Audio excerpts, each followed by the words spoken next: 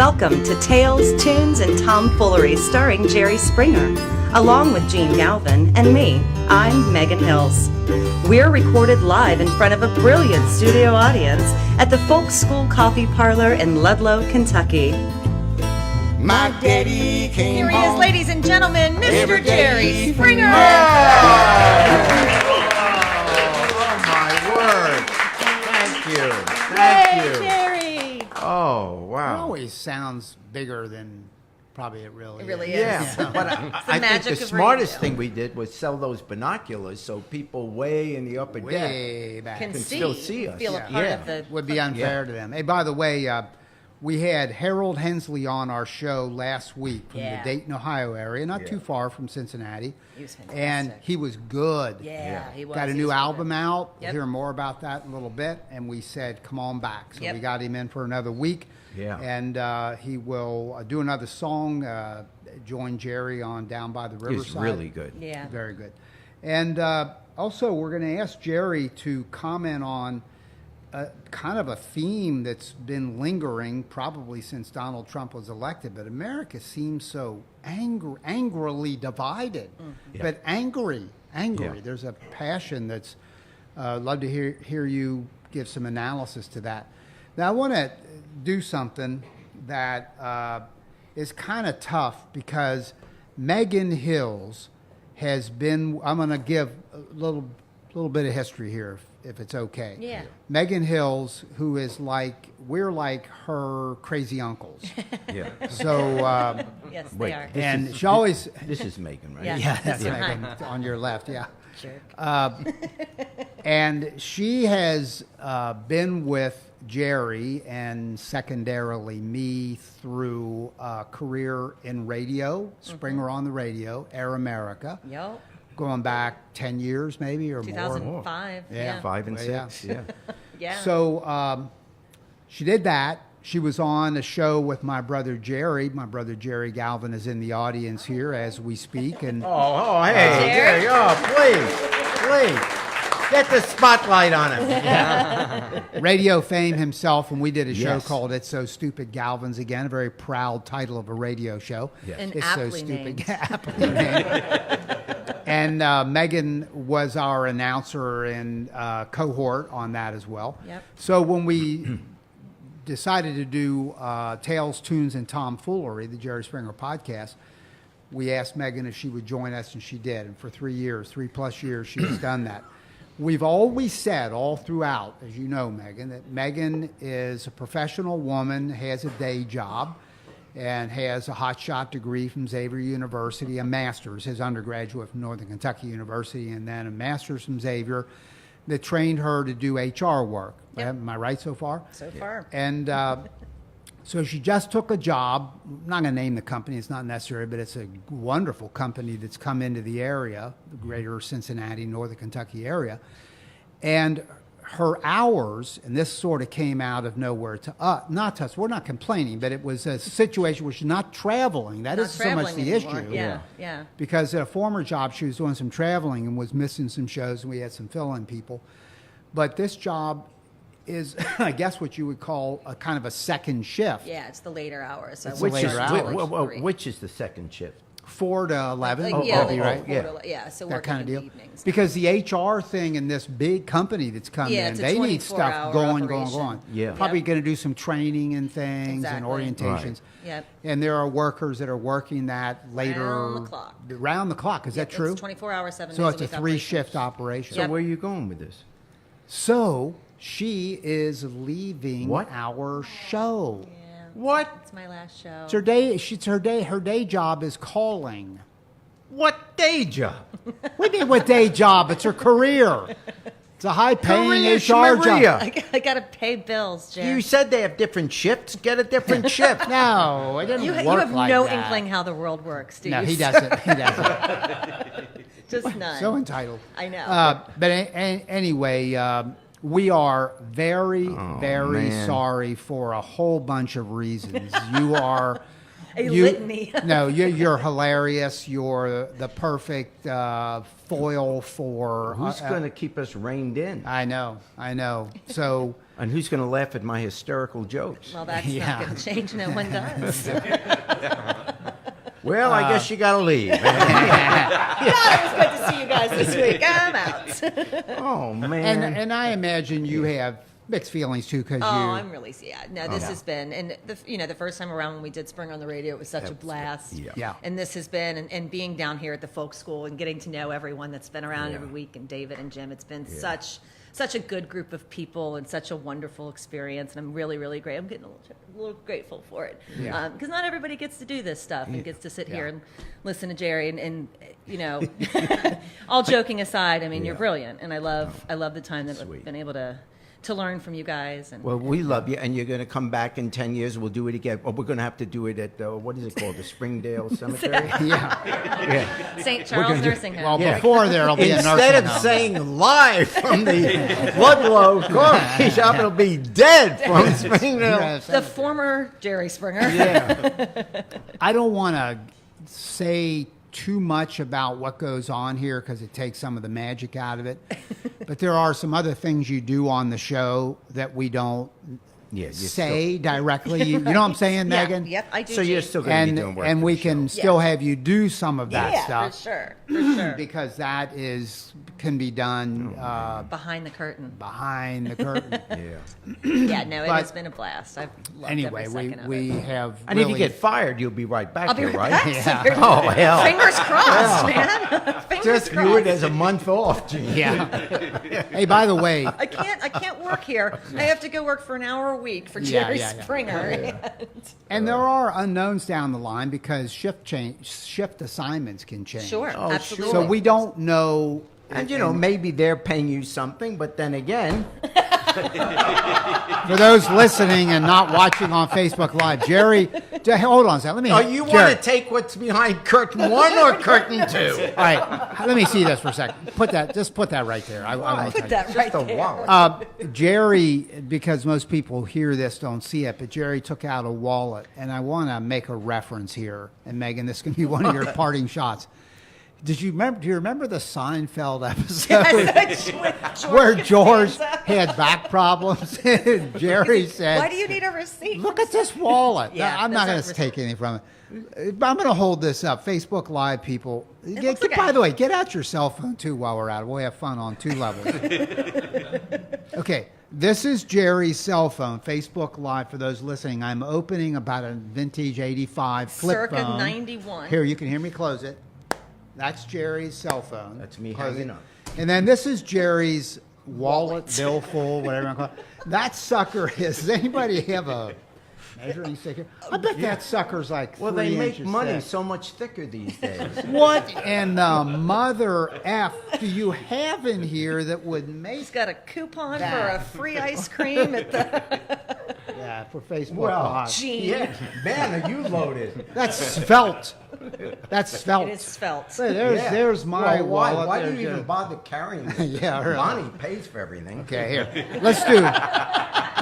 Let's do one last thing as a send off for Megan. I'm taking the money out of my wallet.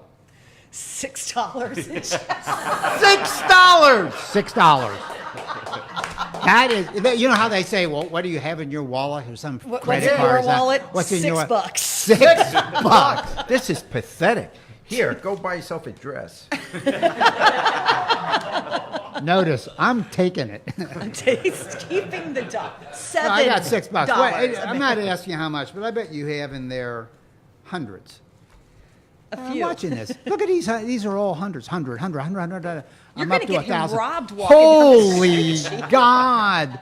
That's 1,000 easily, way north Get of your own 1,000. show, buddy. Yeah, right. So, But all that Megan, good wholesome programming gets you. look what you're going to miss, Megan. Only in America. We love you, Megan. Love you guys. Yes, we will it's miss gonna- you. we really and are. When holidays come, vacation, whatever. Yeah, like on vacation, you're coming to the Jerry gonna- Springer you know, podcast. right? Yeah, instead of cruising the Mediterranean. Or Yeah, something. I'll be here. Yeah. But down the line, who knows? Yeah, Could be a shift exactly. change. In the meantime, we are, we got to consider, we really do love having a third voice. Yeah. There will be somebody, Yep. and we'll figure all that out. Yep. But for the time being, we're just I'll come back and visit. very sorry to see Megan go. Megan Hill.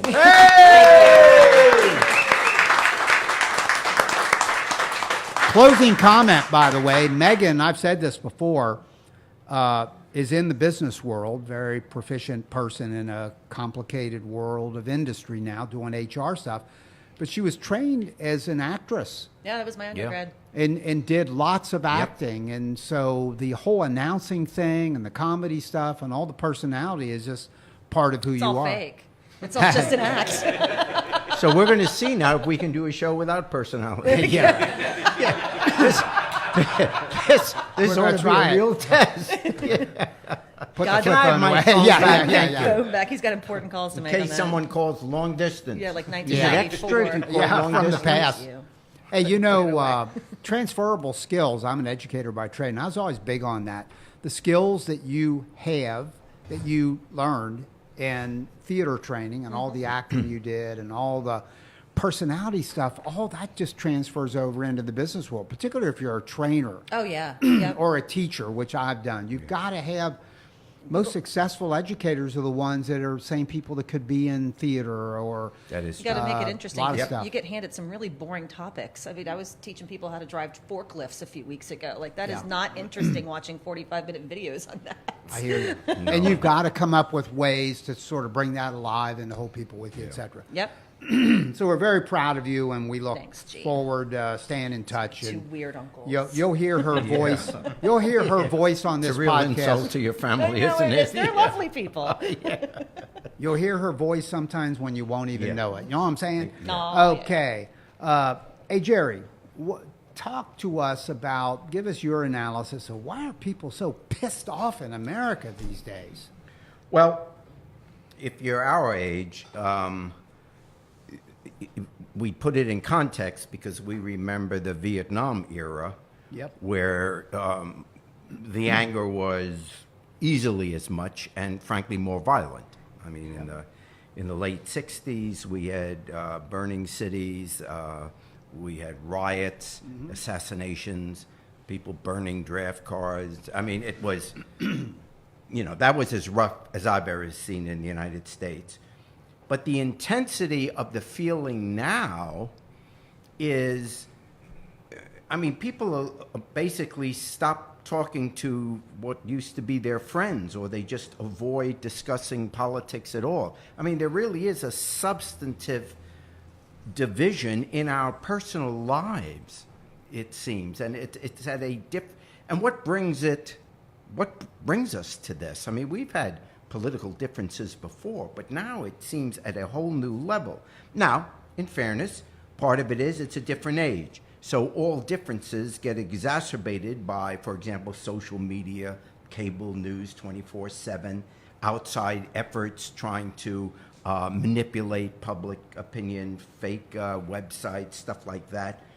And so all of this, adds to the intensity of people's feelings. That's why politics has become such a part of our lives. We almost can't escape it. You can't even watch comedians in late night television without it being in your face all the time.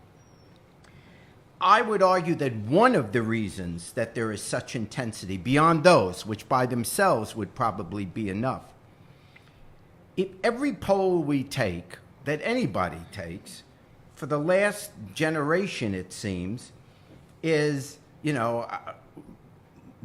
how much what do you think of our government? What do you think of the White House? What do you think of Congress? What do you think of the Senate? What do you think of our judicial system? It is amazing.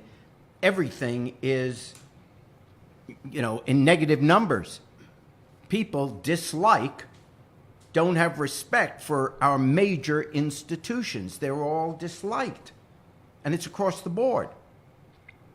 And a theory I have for why this happens, and it's came to light even more so with these hearings on the Supreme Court justice, it's that we have a government which ostensibly rules over us, And it's not the government we voted for. Everything, we're taking orders in our lives from people that didn't win, from people we didn't vote for. So whether it's, think of it, twice in the last 16 years, we had a president who didn't get the most votes. And in Trump's case, by a lot. And then you have a Congress where overwhelmingly more people voted Democrat in the congressional elections than vote Republican. And yet the Congress is clearly Republican, and that's because of gerrymandering. And then you look at the Senate, which, even though it doesn't get a lot of discussion, I would argue is structurally the most serious problem. Yep. And what I mean by that is every state, as you know, gets 2 senators. So we have 50 states, we have 100 senators. So this afternoon, I Googled the percentage of the population of all 50 states. And I divided the country in half. So the 25 smallest states and the 25 largest states. Both groups have 50 senators, right? Each state gets 2 senators. So the 25 smallest states make up 50 senators. But the 25 smallest states, if you add up their entire population, comes to only 15. That's 1/5% of the nation. Do you understand that? Half the Senate, 50 U.S. senators, come from states that only represent 15% of the country. And these are overwhelmingly, almost all, quote, red states. Rural states, southern states, states, obviously, that don't have a lot of people. And then you wonder why the Senate is conservative. You wonder why we get the votes we do. Why there's very little progress. That's the system. Now, initially it was put in because that's the only way you'd get the smallest states to ratify the Constitution. But that was when we had 13 colonies. Now, and we're stuck with it because it's in the Constitution, but we have a Senate which in no way reflects the American population. So with all the complaining about how can Trump be president when he lost to Hillary by 3 million votes, how the heck do we get anything past the Senate of any progressiveness when you have 50 of the senators representing 15% of the population? And I'm yelling this because, honestly, with all my studying of politics, I kind of knew it was unbalanced, and I added it up again. You can look it up yourself. I think to be exactly technical, it was 15.4%. That's unbelievable. So you wonder why people have not much confidence in our government is because you have all these institutions, the presidency, the Congress because of gerrymandering, and the Senate because of the way it's structured, that we have a government that isn't the government we voted for. And then we wonder why we get upset, why we have no faith in it, why it just doesn't do anything for us. No, because they're not elected by us. So how do the Republicans do so well, though? In power, in getting power. They don't do well in convincing most American people to vote for them because, let's be honest, most American people aren't old white men like Gene and me. So they know how to get power. And one of the reasons they have power is because all our institutions are male-dominated throughout history. So they still control the institutions. And that's why you get a committee on the Senate hearings on Kavanaugh being drilled by all these old white men. Not one woman on the Republican side. Now, how do they get this power other than the fact that they've always had they always have run these institutions? I think, and this is where Trump's people are really smart, and honestly, I just thought about it 2 days ago because that's when now 2 days ago, based on when we're recording this, which is the 9th of October. They are replaying, Trump has stolen Richard Nixon's playbook. Let me explain how it's done. In the early 60s, well, starting in the late 50s and early 60s, we had the Civil Rights Movement. And the Civil Rights Movement, when Americans, starting in 1959, most Americans had television sets. That was the first year most Americans had television sets, 59. And we started to see on the nightly news, and there were only, in the beginning, 2 and then 3 stations that had news, we would always see these pictures of what was going on in the South, of Bull Connors, the sheriff, hosing down little black children that wanted to get into school, or the Freedom Rides, and we've had them here, some of the survivors of the Freedom Rides on our podcast here. We also had the bombing of the church in Birmingham, the march in Selma. So in the late 50s and early 60s, America's conscience was hit by looking at these pictures. So even if you were conservative, even if you never gave much thought to what was going on in the South or whatever, you couldn't help but see, that's really bad, that's wrong. And so the Civil Rights Movement was, in a sense, romanticized, and a lot of people joined in. If they didn't join in, they certainly understood.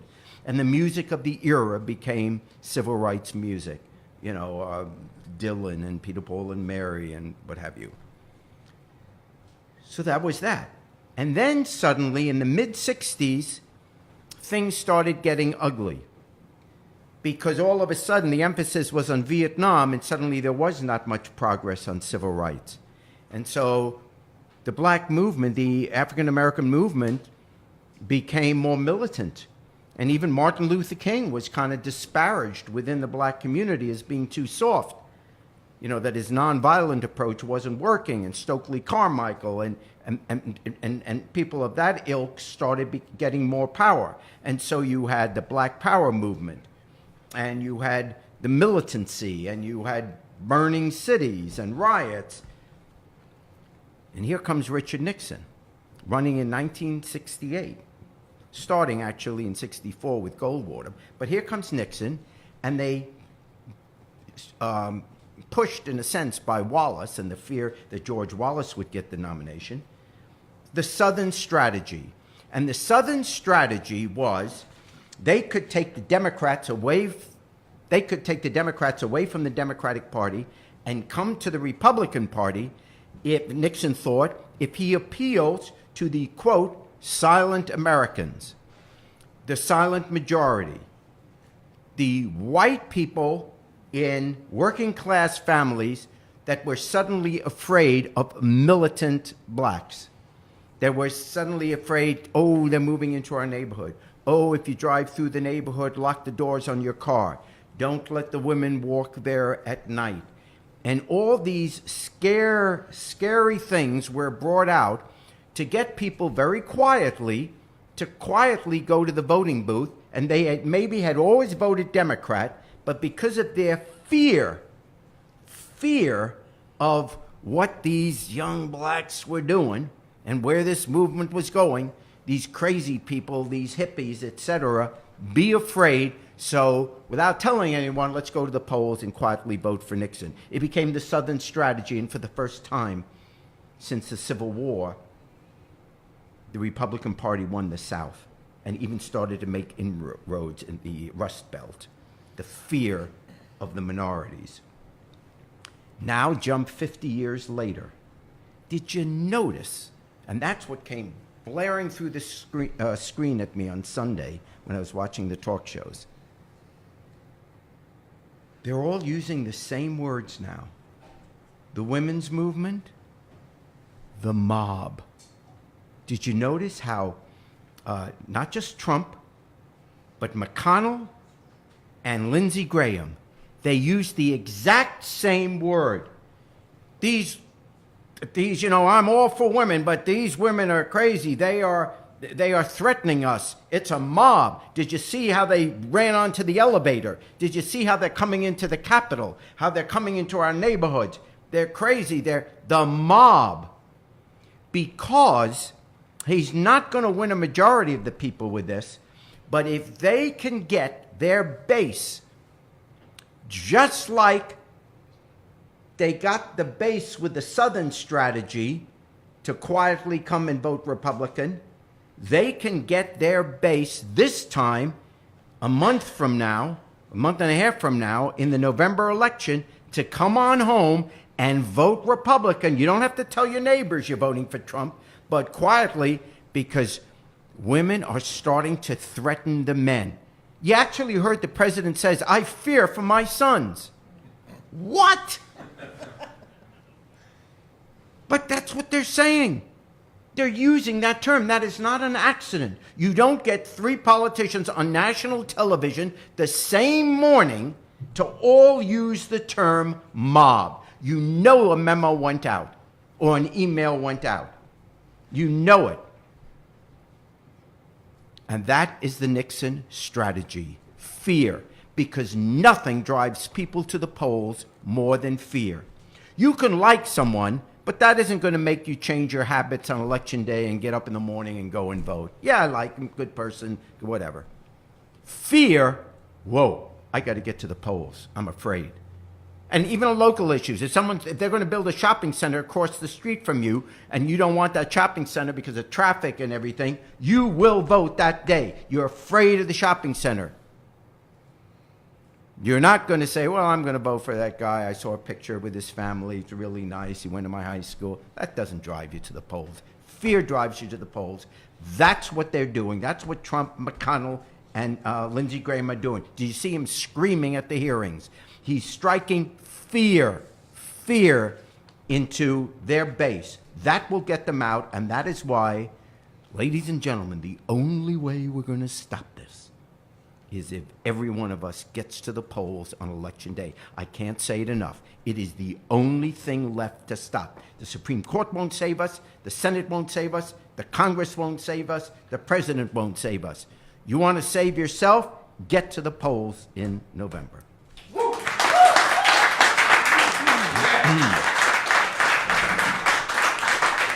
So if you haven't done so, just have you seen the documentary Get Me, Roger Stone?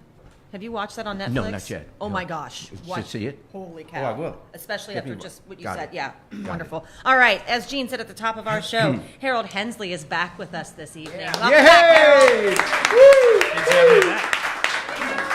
All right, so you are back with us for another week. Thank you Thanks for very having me much. back. You're out of Appreciate Dayton, Ohio. So what brings you down to the Cincinnati area, northern Kentucky Actually, area? I play some shows down here pretty often with my band, the Repeating Arms, Cool. a string band from Dayton. We play Arnold's. It's Love our favorite Arnold's. patio. Great place. Favorite patio to play. And there's a few record stores I hit up here quite a bit, like Everybody's and Shaker Records. So Very cool. yeah. Well, we're glad to have you back. Your newest, well, you said it was your first solo recording. Give us the name of that again. Midnight Savings Time. Midnight Savings Time. So you can find this on megaphonerecords.com. You can find more information. Isn't that great?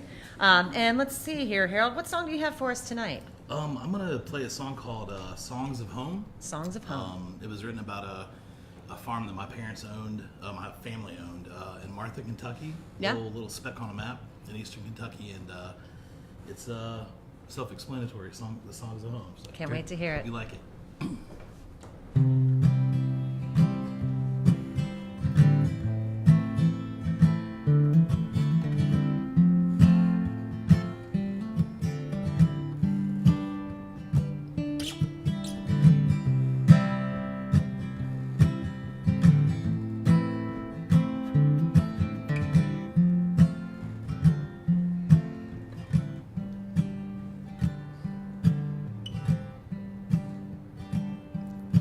Well, the nights are getting cold,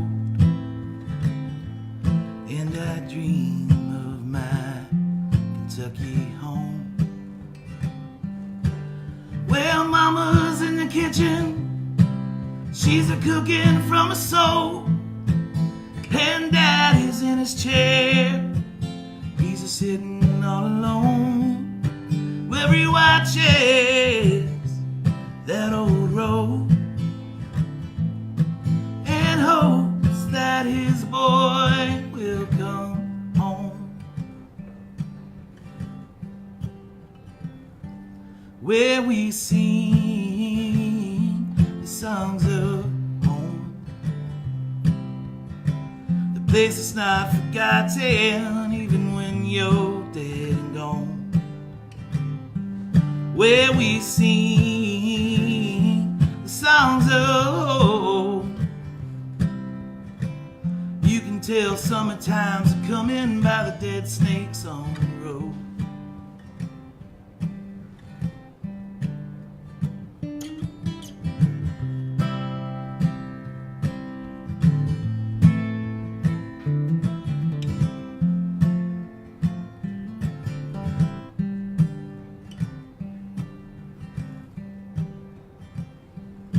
Well, the farm is being sold,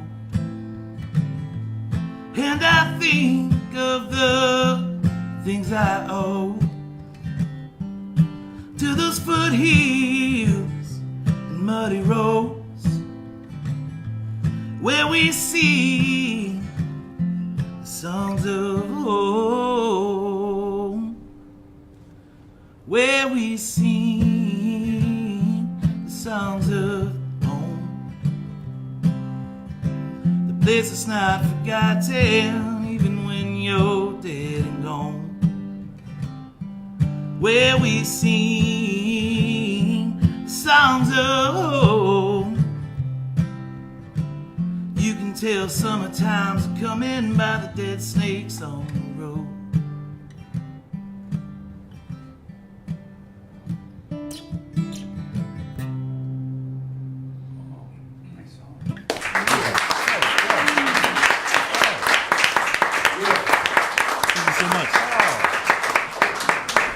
Again, that is Harold Hensley, and you can check him out at megaphonerecords.com. His album is called Midnight Savings Time, and we are going to ask him again to sing with Mr. Springer. It'd be my pleasure. And we apologize in advance. You weren't discouraged last time? No, it was a great time. What's wrong with you? That's the whole reason I came down. It's